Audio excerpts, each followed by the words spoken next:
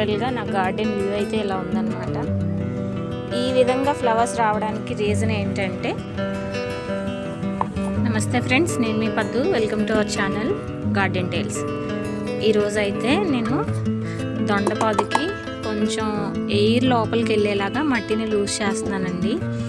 అలాగే మీకు ఒక లిక్విడ్ ఫెర్టిలైజర్ కూడా చూపిస్తాను. ఇది చూసారు కదా, ఇది నేను వీధిలో 5 కేజీలు 100 ఉల్లిపాయలు తీసుకుంటాం కదండి. అవి క్లీన్ చేసుకున్న తర్వాత మిగిలిన పొట్టు అనమాట, ఉల్లిపాయల పొట్టు చూసారు కదా. ఇది నేను మొన్న వాటర్లో పెట్టాను. యాక్చువల్గా కొంచెం పాడైపోయిన వెల్లుల్లి కూడా ఉంటే అవి కూడా వేసేసాను అనమాట. వెల్లుల్లి తొక్కలు అలాగే ఉల్లిపాయలు 2 కూడా నేను ఒకేసారి తీసుకున్నాను. వాటి వేస్ట్ని ఇలా కలెక్ట్ చేసి బకెట్ నిండా వాటర్ పెట్టి అందులో నింపాను అనమాట. చూసారా, ఈ వాటర్ ఏ కలర్లో ఉందో చూడండి, ట్రాన్స్పరెంట్గా కనిపిస్తుంది. చూసారా, ఈ వాటర్ని కనుక మనం మొక్కలకి ఇస్తే కూరగాయలైనా ఫ్లవర్స్ అయినా సరే ఖచ్చితంగా 100% కూడా మంచి రిజల్ట్ ఉంటుంది అనమాట.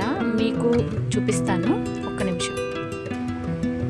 ఇలా ఓవరాల్గా చూసుకున్నట్లయితే నా గార్డెన్లో ఈరోజు ఫ్లవరింగ్ ఎలా ఉన్నదనేది మీకు చూపిస్తున్నానండి.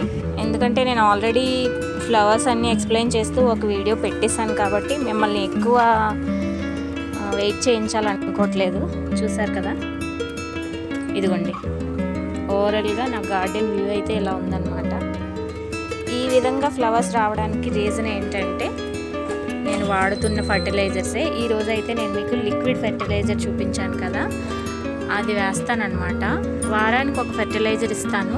ఒక్కొక్కసారి డ్రై ఉంటుంది, ఒక్కోసారి వెట్ ఉంటుంది, లిక్విడ్ ఉంటుంది. చూసారా, వైట్ కలర్ మందారాలు ఎలా పూసినాయో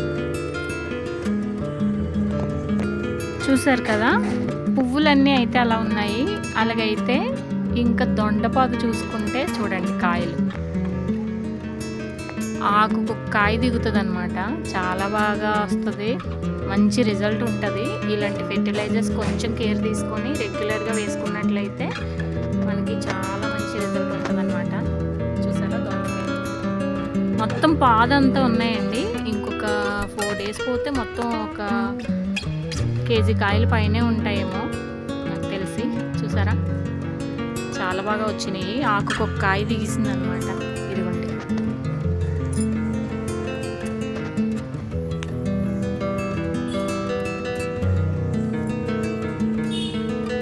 ఇప్పుడు నేను మట్టిని అయితే లూజ్ చేసుకుంటున్నాను.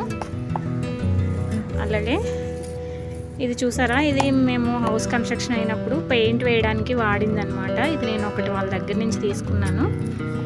ఈ విధంగా మట్టిని లూజ్ చేసుకున్నట్లయితే మనకి ఎయిర్ అనేది లోపలికి వెళ్తుంది, ఆక్సిజన్ లోపలికి వెళ్ళి మొక్క చాలా బాగా హెల్తీగా పెరుగుతుంది అనమాట. ఇదిగోండి, ఈ విధంగా మట్టిని వదులు చేసుకుంటున్నాను. ప్రీవియస్గా ఇందులో కొంచెం మిరప మొక్కలు అవన్నీ ఉండేవన్నమాట. ఇంకా అవన్నీ ఒకసారి కాసినాయి, మళ్ళీ కాయలేదు.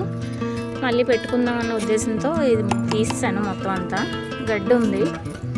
ఆ గడ్డి ఇలా మట్టి లూజ్ చేయడం వల్ల చనిపోతుంది అనమాట, ఉండదులే. చూసారు కదా, ఈ విధంగా మట్టిని అంతా లూజ్ చేసుకుంటున్నాను. దొండపాదు మిగిలిన పాదుల్లా కాదండి, ఎప్పుడూ కూడా వాటర్ అయితే ఉండాలి, చెమ్మగా ఉండాలి. నేల మట్టి అనేది చెమ్మగా ఉండాలన్నమాట. అలాగైతేనే మనకి కాయలు ఈ విధంగా స్టార్ట్ అవుతాయి. చూసారా, ఎప్పుడు కూడా దొండపాదు ఉన్న నేల డ్రై అయిపోకూడదు అనమాట. అలాగైతే మనకి కాయలు చాలా తక్కువగా చిన్నవిగా వస్తాయి. ఇలా ఎప్పటికప్పుడు వాటరింగ్ అలాగే దానికి కావాల్సిన బలాన్ని మనం ఇచ్చినట్లయితే ఈ విధంగా ఆకుకు ఒక కాయ కింద వస్తాయి అన్నమాట. చూసారా, ఇప్పుడు ఫెర్టిలైజర్ ఇచ్చేద్దాము.